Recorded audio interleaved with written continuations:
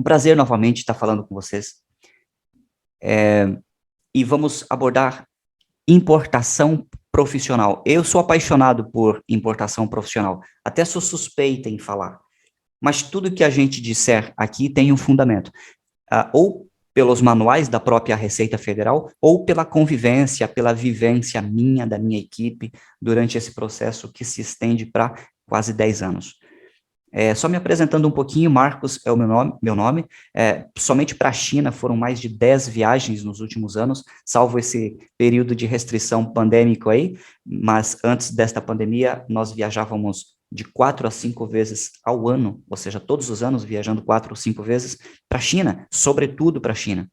No mercado de importação a gente não pode ficar restrito só ao mercado chinês, mas sabe-se que 90% a 95% das importações ou dos projetos que se iniciam em comércios internacionais são oriundos da China. Okay? Então, essa parceria Brasil e China, apesar do Brasil ser um país de pouquíssima ou de baixíssima adesão ao comércio internacional, ainda assim o mercado chinês é um mercado que se destaca muito. Se nós tivéssemos, por exemplo, no Brasil, 2 ou 3 parcerias a mais como as que temos com a China, olha, a nossa realidade de importação ou de exportação, enfim, de comércio internacional seria completamente diferente, não é verdade? Pois bem, lembrem que eu marco muito a questão da importação profissional.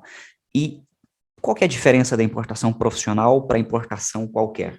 A importação qualquer poderia ser uma compra pela internet. Então, você entra num AliExpress, que é, por exemplo, um site varejista da China, ou você entra no Alibaba, que é um site atacadista chinês, no Made in China, que é outro site atacadista chinês, onde você pode encontrar fornecedores, e lá escolher o fornecedor produto e, eventualmente, fazer uma compra, ou usando o próprio site, ou comprando através de um cartão de crédito, ou fazendo aquelas compras, enfim, informais, né? Só que não é o tema de hoje. O meu assunto é importação profissional. Então, sempre eu vou estar batendo na tecla da importação profissional. Mandei convite para vocês, vocês vieram me assistir com o intuito de importação profissional. Então, a gente tem que partir desse tema. Há interesse na importação consumo próprio, pessoa física? Sim, naturalmente. Eu mesmo, eventualmente, uso importações pessoa física, quando não tem um caráter de revenda, não é verdade? Então, é uma importação, obviamente, válida, né? Mas, em linhas gerais, quando vamos atrás das importações, queremos alavancar negócios, criar projetos, começar dentro de um processo comercial onde nos permita crescimento, alavancagem, escala, correto? Porque a importação pessoa física, ela não permite escala, né? Então, esta é a grande diferença da importação pessoa física para a importação comercial formal, sendo que esta segunda te permite, então, uma escala maior, né? Até diria independente do valor que você inicia dentro do projeto, né? A mim me perguntam muito, Marcos, mas quanto eu preciso para começar a importar? Depende. Lembrando que importação é como qualquer outro negócio. Quanto mais dinheiro você aplica, a tendência é maior o rendimento. Porém, se você tem 2.000, claro que eu estou radicalizando um pouquinho, vejam, mas se você tem 2.000, você, por que não? Você também pode. É claro que é preferível mais, mas criando um contexto onde você não quer ou não pode, no momento, injetar dinheiro maior, você pode começar com produtos pequenos, com valor agregado bom, trazendo via modal aéreo, fazendo um giro dessa mercadoria, e aí, então, o exemplo do pouco dinheiro, né? Então, você começa lá, por exemplo, com 5.000, logo no mês seguinte, 10.000, 20.000, 30.000, 40.000, sucessivamente, portanto, você vai escalando, tá bom? Mas é muito pessoal isso daí, é muito específico, né? Cada pessoa tem uma possibilidade de injetar dinheiro por um lado, mas também até uso de uma própria estratégia, né? Às vezes você tem um capital maior para injetar, mas você não pretende fazê-lo. Então você começa com pouco, tá bom? Mas isso é tema, de qualquer maneira, para eventualmente falarmos com um pouco mais de profundidade numa outra ocasião. O contexto que eu quero criar neste momento com, com vocês é que é viável o processo de importação apesar da alta do dólar. Poxa, mas o dólar está nas nuvens. Pois bem, mesmo assim, se você encontrar o produto correto, e este produto fatalmente existe, basta encontrarmos, associado ao bom fornecedor, mais ainda associado a conhecimentos de gestão do processo de importação correto. Aqui é importante não errar, principalmente quando nós estamos iniciando. Ninguém é perfeito. Não há processo comercial 100% redondo. Alguma coisinha eventualmente vai acontecer. O fornecedor vai atrasar uns dias, o desembaraço aduaneiro não vai ocorrer dentro daquele processo natural, mas vai atrasar um pouquinho. A transportadora que vai coletar no transporte rodoviário vai atrasar. Eventualmente os problemas existem, tá? Só que se você é profissional, e o meu intuito é falar com pessoas que querem exercer de maneira profissional esse negócio. Se você exercer de maneira profissional, este negócio vai fluir, ele vai alavancar, ele é escalável, desde que ele tenha uma base muito sólida, portanto, feito de maneira profissional. Tá, mas agora, vejamos, já estou convicto, junto com vocês, que é válido importar. Ok, vamos importar. Mas e agora? Qual que é o primeiro passo? O primeiro passo é decisório, na verdade, né? Você tomou a decisão de importar, mas criando dentro desse contexto que você quer importar, qual é o primeiro passo? O que nós fazemos? E eu dou um passinho para trás, e até coloquei para vocês que estão vendo a minha tela, dou um passinho atrás e digo o seguinte: que vantagens nós temos hoje no processo de importação? Primeiro é o preço. Se vamos procurar um produto lá fora, eventualmente estamos tendo mais dificuldade com relação a preços aqui no mercado local. Portanto, o preço é um fator determinante para nós entrarmos no mercado de importação. Acho que todos nós estamos de acordo com isso. O segundo ponto é a interrupção da mercadoria quando nós compramos de um importador que distribui para nós esta mercadoria. E aqui eu estou criando um cenário onde você compra de uma pessoa, de uma empresa, que faz importações, logo distribui a nível Brasil, só que cores, modelos, qualidade, variedade e quantidade em estoque é dele. É dele este domínio. Se você comprou uma mercadoria deste fornecedor e solicitar no mês seguinte ou dali 60 dias a mesma mercadoria, eventualmente este mesmo fornecedor não terá a mesma mercadoria, porque ele não condiciona a condição, vale a redundância, comercial dele com a sua. Então, você pode ficar na mão. Então, esse é um ponto mais interessante, que te motiva a você mesmo fazer a compra direto com o fornecedor estrangeiro, por que não? A variedade na oferta, isso também é plausível de comentário. Alto custo na personalização. Aqui entra um ponto interessante. Vamos supor que você quer importar um produto específico na China. Na China, mercado chinês. Só que você quer personalizar a sua marca. Você tem uma identidade local, então você quer trazer esse produto já personalizado. Na China, por exemplo, me permitam criar o exemplo da China, que é um mercado onde nós dominamos mais dentro desse processo de personalização de marcas, custa-se centavos de dólares uma personalização.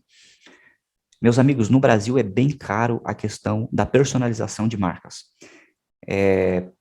Para vocês que estão me assistindo agora e que me verão depois, eu acho que todos estamos de acordo com isto. A personalização de marcas, de criação de etiquetas dentro ou sobre o nosso produto é relativamente caro no Brasil, às vezes inviável. Olha que eu estou falando, às vezes inviável.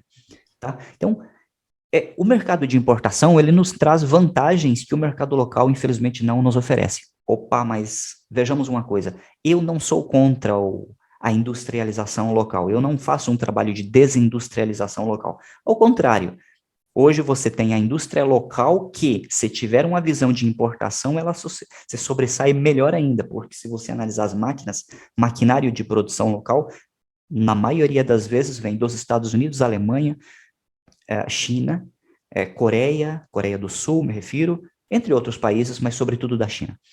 De acordo? Pois bem, deixa eu passar para frente aqui, marcando um outro ponto interessante. Dito tudo isto, que nós já estamos convictos de que o mercado de importação é mais atrativo que o mercado local, sobretudo no processo de compra e venda de mercadoria, o que eu, Marcos, estou sugerindo então? Eu vou sugerir para vocês o que eu sugiro nos eventos presenciais, em universidades, em grupos empresariais, em lugares onde nós somos convocados para falarmos. Internacionalização, parece uma palavra... Deixa eu arredar um pouco minha câmera aqui, para não atrapalhar. Pois bem, a palavra internacionalização parece uma palavra esquisita, grande demais, mas ela é bem simples. O que é uma internacionalização? É isso que eu estou falando para vocês. É cruzar as fronteiras desde um ponto de vista comercial. Então, vejamos. Se você faz importação ou exportação de um produto, bem ou serviço, você está se internacionalizando. Você está internacionalizando a sua empresa, o seu negócio, a sua marca. Tá bom? Deve ser feito de maneira estratégica. O que acontece? Se você eventualmente fizer uma compra de maneira sazonal, ok, é válido, você vai ganhar um dinheiro e etc. Mas o ideal é que dentro do processo de importação você tenha uma planificação maior, que seja uma estratégia realmente, ou seja, que você se programe. O processo de importação ele está associado a outros fatores.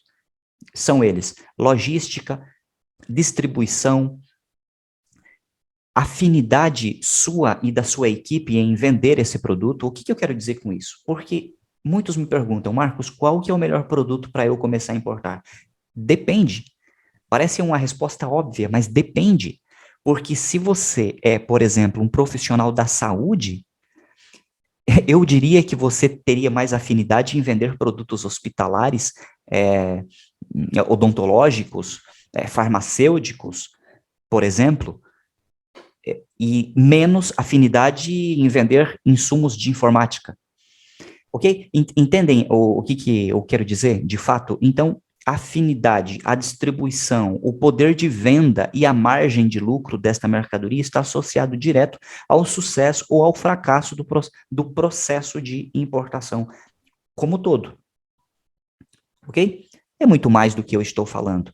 Mas com isto vocês entendem, é um processo um pouco mais amplo do que simplesmente eu encontrar um produto com margem na China e mandar ver.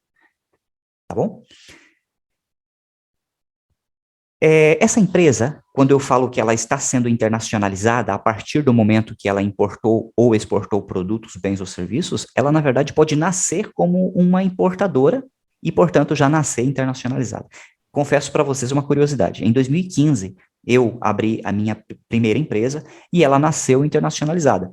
Eu fiz faculdade fora de relações internacionais. Quando voltei para o Brasil, eu vim com o intuito de importar produtos e ajudar pessoas e empresas a entrarem no mercado de importação. Ou seja, ser um agente de importação e ajudar empresas e pessoas a atuarem também. Portanto, eu nasci internacionalizado desde esse conceito da internacionalização, ok? Quem pode fazer isto? Essa pergunta eu adoro responder, porque ela é muito... me dá uma alegria muito grande em poder responder. Quem pode importar hoje? Quem pode internacionalizar o seu negócio? Ou seja, quem pode importar ou exportar um produto? Todos. Todos nós. Tá, quem todos? Todos, literalmente, vejamos. Pessoa física pode. Claro que não pode ter um caráter de revenda, mas pode importar uma máquina para uso pessoal. Portanto, uma MEI pode importar, uma ME pode importar, uma limitada pode importar, uma EIRELI pode importar, uma ONG, uma ONG pode importar. O governo, uma instituição governamental, pode importar. Basicamente, o mercado de importação, apesar do Brasil estar com baixa adesão ao mercado internacional, está liberado. Você pode questionar as taxas, os impostos, os tributos, a burocracia no desembaraço e etc. Tudo bem, eu estou de acordo, mas que está liberado, está. Salvo poucas mercadorias que são proibidas dentro do processo de importação, isso é tema para uma outra live, mas, em linhas gerais, todos nós podemos importar quase todos os produtos existentes no mercado. Quase todos os produtos, tá bom? Então, é interessante isso daí. É fácil? Não. Mas é difícil? Também não. Ou seja, nós estamos dentro de um processo de informação onde se simplificou bastante os trâmites de importação, tanto para você habilitar uma empresa, tanto para você fazer contato com o fornecedor lá fora e, eventualmente, começar o processo de importação. Vamos passar, então, para o terceiro ponto da nossa reunião de hoje. Pesquisa que se referem às pesquisas, né? Pesquisas de produtos e pesquisas de fornecedores. Então, vejamos, nós já tomamos a decisão de que importar é correto e que é salutar para o nosso negócio. Pois bem, mas como que eu faço as pesquisas? Como que eu encontro, então, agora o meu produto ou o meu fornecedor? Eu vou nomear para vocês as principais, que são viajando até feiras internacionais de negócios, eventualmente feiras aqui no Brasil, em cidades grandes. É muito comum haver feiras internacionais, onde empresas do exterior vêm e expõem o conteúdo, o material, o produto, ok? Então, em feiras internacionais, e aqui você poderia, por exemplo, viajar para uma feira muito grande, por exemplo, a Canton Fair, que seria a feira de Cantão, numa cidade chamada Guangzhou, na China, uma cidade onde a Gabriela, que trabalha comigo, a minha equipe, nós viajamos muito para esta feira, para esta cidade. É o maior centro de distribuição de mercadorias do mundo, uma cidade chamada Guangzhou, na China. Por exemplo, lá nós temos a maior feira mundial, né? Feira de negócios do mundo inteiro. Pois bem, indicações, então você também pode receber uma indicação de alguém. Vamos criar só um contexto. Então, eu tenho um contato na China, você me pergunta, Marcos, eu preciso de alguém que venda cadeiras. Eu, eventualmente, posso te indicar, então, um fornecedor de cadeiras. Só estou criando um exemplo para vocês entenderem o que eu quero dizer com indicação. Sites, e quando eu falo sites, eu me refiro, se você está falando no atacado, e é o nosso assunto central, eu vou falar que Alibaba e Made in China são dois sites gigantescos que atendem o mercado chinês, mas que atendem o mercado mundial também. Ou seja, se você é uma empresa produtora de qualquer lugar do mundo, você pode ter o seu produto exposto dentro desses sites que eu estou citando. Por exemplo, Made in China ou Alibaba.com. Tá? Alibaba.com é um site atacadista, né? Onde traz muitas ofertas, muitos produtos, muitos fornecedores, né? Ok, e claro, existe todo um critério de você comprar. Eu apenas estou dizendo aonde estão os maiores distribuidores de mercadoria do mundo. Mas há muitos critérios, correto? Para você poder ir lá e comprar através desses sites. Que também a gente vai falar, nesta sequência de lives, a gente vai explicar como você melhorar a segurança jurídica mesmo do processo. Como você ter coragem e segurança de mandar o seu dinheiro, por exemplo, para essa mercadoria enfim, chegar no seu pátio. Aqui nós temos, então, já a pesquisa de produtos e fornecedor feita, ok? Então, estamos criando um contexto onde você já tem o produto e o fornecedor. Agora você tem que desenvolver uma comunicação com este fornecedor para chegar no ponto, de fato, de mandar o seu dinheiro. E isso é importante, porque você tem que ter segurança jurídica e conhecimento do fornecedor para mandar esse dinheiro. Isso acontece com o fornecedor local, né? Você precisa ter esta segurança para depositar para um fornecedor de São Paulo, do Rio, de Minas, do Mato Grosso, qualquer lugar que seja. Você precisa ter esta segurança comercial e jurídica do processo, senão você não vai depositar esse dinheiro, e no mercado internacional não é diferente. Estamos falando de um processo bem parecido. Só que, claro, gera mais preocupação quando se trata de importação. Onde está o fornecedor? Está do outro lado do Atlântico. Como eu faço para chegar, se for preciso, né? Então, assim, existem dúvidas e preocupações e medos muito maiores, e eu sei porque eu passei por isso, né? Quando eu comecei a importar, o meu primeiro depósito, que não foi nem meu, foi de um cliente, me gerou muita preocupação, muitas noites sem dormir, eu diria, porque fiquei na preocupação. O fornecedor vai reconhecer o depósito, o fornecedor vai mandar a mercadoria em tempo e forma, como será esta mercadoria? Associado a tudo isto é que me despertou um interesse muito grande de realmente estudar de maneira muito profunda o comércio internacional, né? Não só na faculdade, mas depois com a especialização em comércio internacional e vários várias práticas mesmo, né, colocando a mão na massa, a gente vai perdendo medo, mas esse medinho, esse frio na barriga sempre é bom você ter, porque isso vai te motivar a fazer as coisas bem feitas, né? Pois bem, nós já então definimos o fornecedor e o produto, agora nós precisamos nos comunicar com este fornecedor. Eu aconselho que você se comunique via e-mail numa primeira instância. A comunicação via e-mail é muito importante, porque ela é mais formal. Se o auditor da Receita Federal exigir uma comunicação formal, uma comprovação de valores ou de troca de informação técnica e financeira entre você e o fornecedor estrangeiro, os e-mails são os melhores para valer nesse processo de prova. Uau, mas e o WhatsApp? Resolve? Ajuda. Também ajuda, mas o e-mail, ele tem um caráter de formalidade muito maior. Eu aconselho que seja sempre via e-mail, mas que você também use comunicações instantâneas, né? Sobretudo quando você precisa de uma resposta mais rápida. Mas depois de obter a resposta, também você pode formalizar via e-mail. Isso é o aconselhável. Quais ferramentas, portanto? E-mail, WhatsApp, naturalmente. Mercado chinês, o WhatsApp é bloqueado, mas os fornecedores chineses, eles já geralmente desbloqueiam eles mesmos para poder atender ao mercado ocidental. O WeChat é um programa, é um aplicativo como se fosse um WhatsApp, muito usado no mercado asiático, não apenas na China, mas no mercado asiático em si. O Telegram, que é um produto, um aplicativo, perdão, que nós já conhecemos, é um aplicativo da Rússia, mas que nos atende muito bem também, tem essa característica aí do WhatsApp, praticamente. Não muito usado, não muito difundido no mercado asiático, mas eventualmente você também vai poder usar. E o Skype, que sim, que é global, mas não muito prático, como, por exemplo, é o WhatsApp ou o WeChat, ok? Mas são ferramentas válidas, né? Quando você troca um e-mail com o fornecedor, ele tem validade contratual, ok? A gente vai ver sobre isso um pouco com mais clareza, mas os documentos pro forma, Commercial Invoice e Packing List são os 3 principais documentos que você precisa para fazer a importação de um produto, e esses documentos são oferecidos pelo fornecedor, não se preocupem, vocês apenas recebem esses documentos. É claro que vocês têm que ter o conhecimento para avaliarem se esses documentos estão corretos, você e o seu despachante aduaneiro, e logo, quando vocês estiverem mais conhecedores do assunto de importação, vocês vão entender em que momento entra o despachante aduaneiro dentro desse processo todo, tá bom? Mas você, como dono do negócio, como gestor da sua empresa, entender esse processo como todo é fundamental, mesmo que não seja você propriamente que vai avaliar, corrigir eventualmente esta documentação, mas sim o seu despachante aduaneiro.